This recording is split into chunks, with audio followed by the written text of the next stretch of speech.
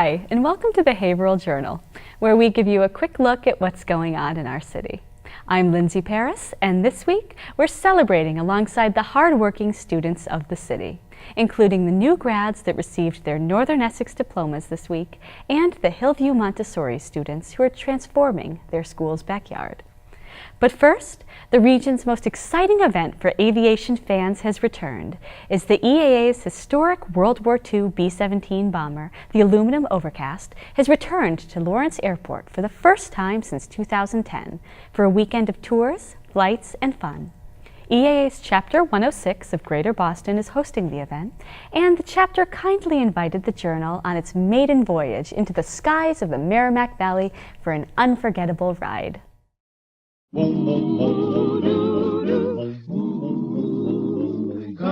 in on a wing and a prayer. Coming in on a wing and a prayer.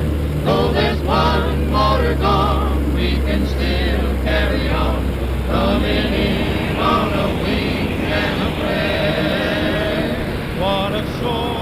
The B17 Aluminum Overcast is back here at Lawrence Airport through Memorial Day. And you guys have got to come down and see this plane. It is beautiful, and we're about to go for a ride, so come fly with us.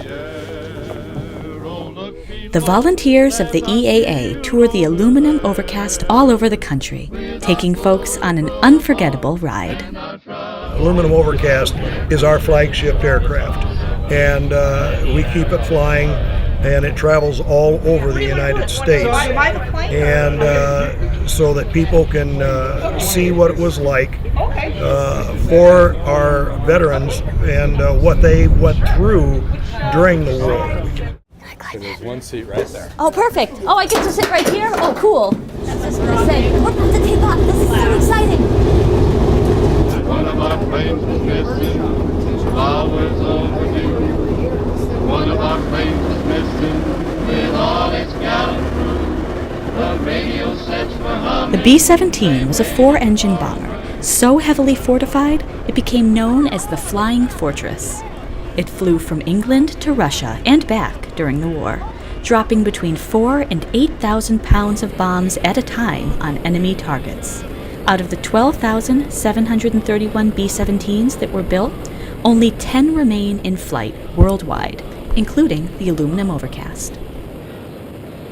The B-17 was used extensively during World War II, and that's what won basically the war for us.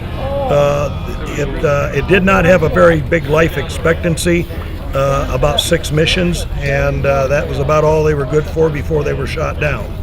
So it was somewhat a worrisome thing for those that had to fly and fight within the airplane.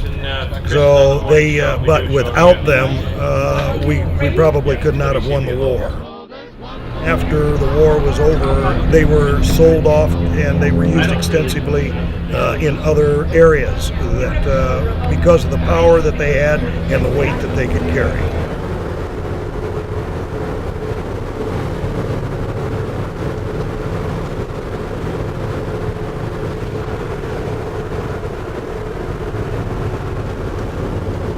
Coming in on a wing and a prayer.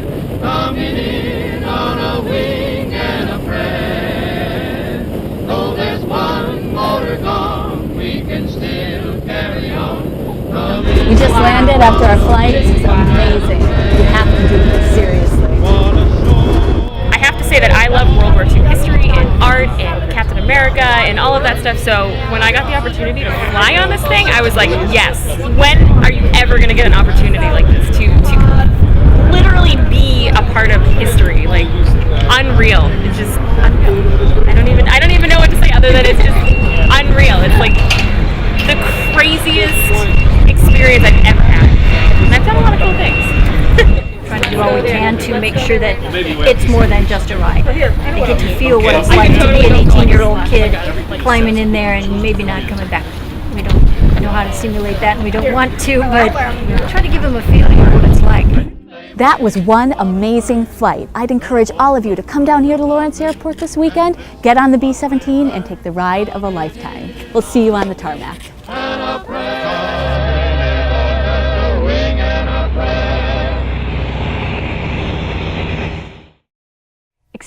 experience the aluminum overcast in person at Lawrence Airport from Friday, May 22nd through Memorial Day, Monday, May 25th, with flights from 10 a.m. to 1 p.m. and ground tours from 2 to 5 p.m. To get more information, visit b17.org. Since moving to its current location in 2010, Hillview Montessori School has transformed its home in a former telecommunications manufacturing plant into a welcoming and highly sought-after charter school. But a major hurdle the school continues to face is the lack of outdoor play space. But now, its 306 students are taking that matter into their own hands. HVM welcomed the Journal last week to meet some of the remarkable kids who are helping to make their dream of a new playground come true. It's hard to imagine in this day and age a schoolyard without a safe, suitable place to play. But at the Hillview Montessori School, when the recess bell rings, kids run out to this: half of a deteriorated parking lot, a chain-link fence providing the only separation from busy 495 only 200 feet away. Aiden, a 6th grader at the school, gave us a tour. So right here, to my left a little bit, it's our soccer field, and we need grass for this because everyone every day falls over and gets injured. And down there a little more, we have a sinkhole that's 3 feet deep. And over here, we have some 4 squares. And as you can see in the number 1 square, there's a big crack where you can trip. There's a bunch of trees, and some kids are allowed to go back here. And a couple days ago, a kid fell and cut his knee open. This was a parking lot because down under my feet, there's a bunch of yellow lines. We actually share half a parking lot because some teachers actually park there. And so we have to be really careful when we play soccer because the soccer ball actually hits their cars. And one car actually got a dent in it from soccer. We never had a playground.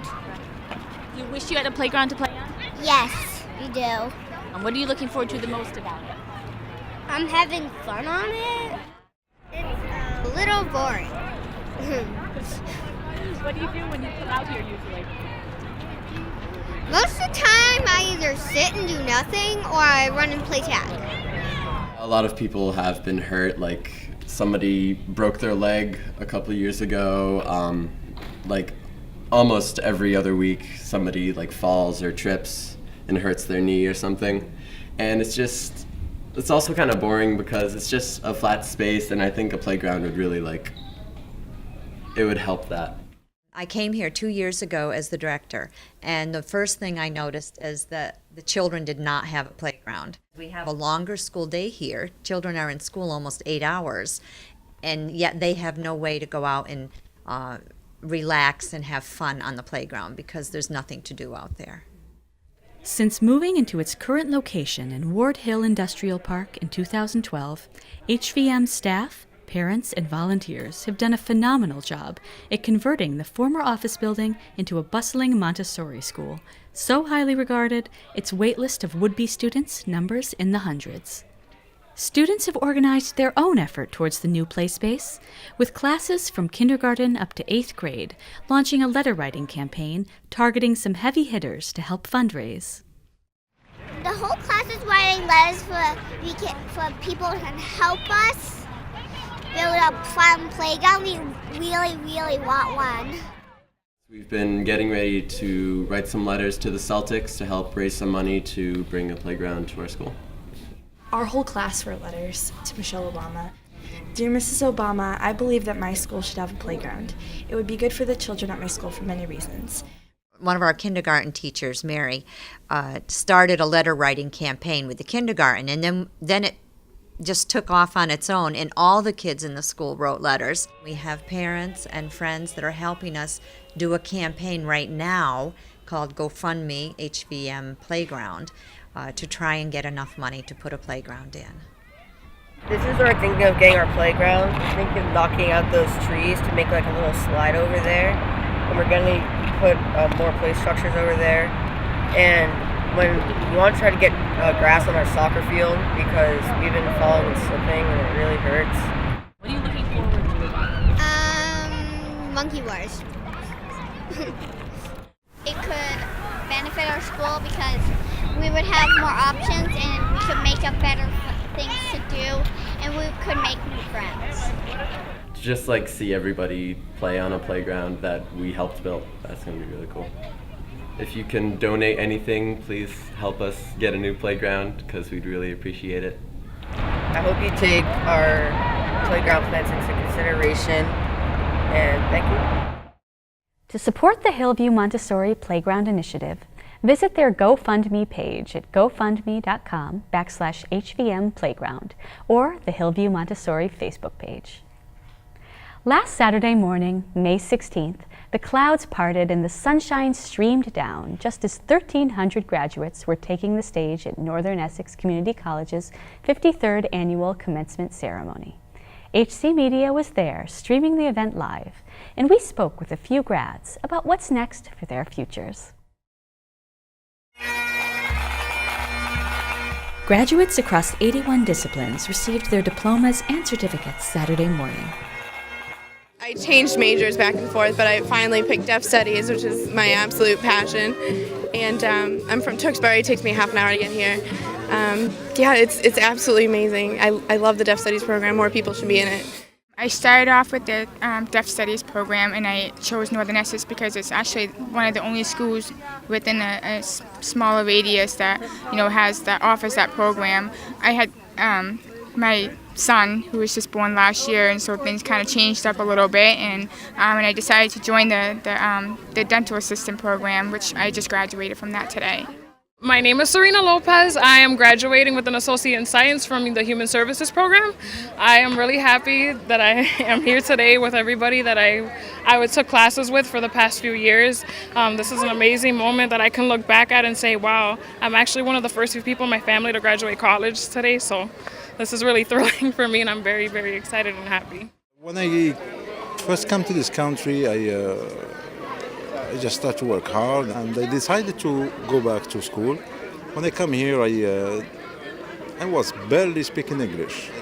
Now I have an associate degree. I think I have some credibility to get the job, and I will be thankful to NECC to give me this opportunity. Commencement speaker Helen Ubenius, Philadelphia Daily News columnist and member of NECC's Class of '91, encouraged the audience to be a voice for the unheard. The great thing about living in today's world is that everyone has an outlet for his or her voice, and that everyone can help magnify other voices. You don't have to be a columnist to bring attention to a cause or an injustice. You have the power and the technology in your hands to change the world right now. Student speaker Justin Merced, like many of his fellow grads, followed a non-traditional path before landing at NECC. Graduated from Lawrence High School in 2006 and joined the military pretty much as soon as I graduated at the age of 19. And went in as a medic, deployed to Iraq, became an infantryman, served in Afghanistan, and got out just a couple years ago off of active duty and began coming to Northern Essex. And I've been majoring in biology and writing. I'm in a pre-med pathway in my next school, so I want to become a doctor. So more than anything, I feel that I've been able to lead others and speak in front of crowds and things of that nature. So I credit Northern Essex with that. I'm going to continue my career work right now, but I eventually want to transfer probably to Springfield College. I want to continue going on to a bachelor's for human services. I already work in my dream job at the Learning Center in Framingham. It's a very long commute. But I work with kids, and they're all deaf, and it's an amazing experience, absolutely fulfilling. And I will be starting my new career Monday. I just got accepted to a job. Yeah, so wish me luck. From here, I'm going to be transferring straight to Rutgers University in New Jersey and New Brunswick. But I'll be living in Pennsylvania, so it's going to be a bit of a commute. If I didn't learn sign language and anything about the deaf culture, I'd be a completely different person. I am a different person from when I started. It's amazing. Congratulations to all the NECC graduates from HC Media. Job well done. The full commencement ceremony will be available for viewing on Channel 22 and at HC Media's website within the next few weeks. Come out and help fight cancer at the American Cancer Society's Relay for Life of Haverhill, being held Friday, June 12th at 6 p.m. at Northern Essex Community College. The Relay for Life is the world's largest fundraising event to end cancer and features an opening ceremony, walks for survivors and caregivers, and a luminaria ceremony.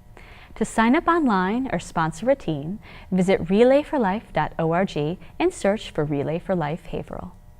If you have a story or event you'd like to see featured on the Haverhill Journal, call us at 978-372-8070 or email info@mediahc.org. And don't forget to like us on Facebook or at our YouTube channel, HCTV Haverhill. And that's what's happening in Haverhill the week of May 21st. I'm Lindsay Paris, and we'll see you next time.